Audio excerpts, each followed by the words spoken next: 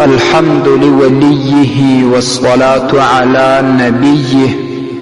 وعززو ډیر ورونه او خويندې د سجده تلاوت د طریقې پوښتنه کوي چې دا طریقه څنګه ده. نو مختصر د هغې طریقه او یو څو مسائل تاسو ته بیانو.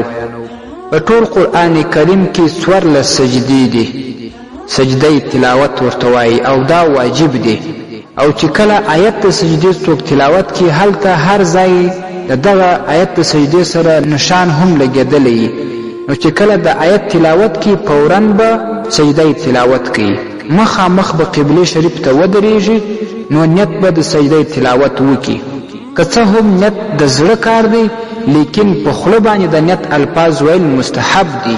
الموسوعة الفقهیه کې راځي چې واستحب له التلفظ بالنیه، په خوله باندې تلفظ د دې نیت کول الفاظ ویل دا مستحب دي. نیت به داسې وکي نیت کوم د سجده تلاوت خاص د الله لپاره، الله اکبر.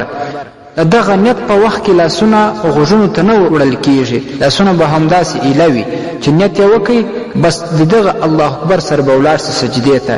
په سجده کې به 3 واره تسبیح ووایي، بیا به الله اکبر ووایي کښېبني، بیا سلام اړول هم پر لازم نه دي، خو که یې واړه وي هېڅ پروا نشته.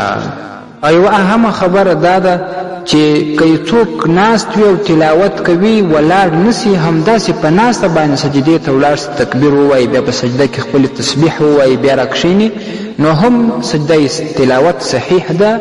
خو بهترینه طریقه دا ده چې مخامخ و قبلې ته ودرېږي بیا سجدې ته ولاړ شي. رد المحتار 2 جلد 699 صفحه، الفتاوى الهندية أول جلد 115 صفحة، الموسوعة الفقهية 24 جلد 222 صفحة. السلام عليكم ورحمة الله وبركاته. ستاسي د اسلامي پښتنو جوابونکي مفتي حکیم الله صابر الحنفي صاحب.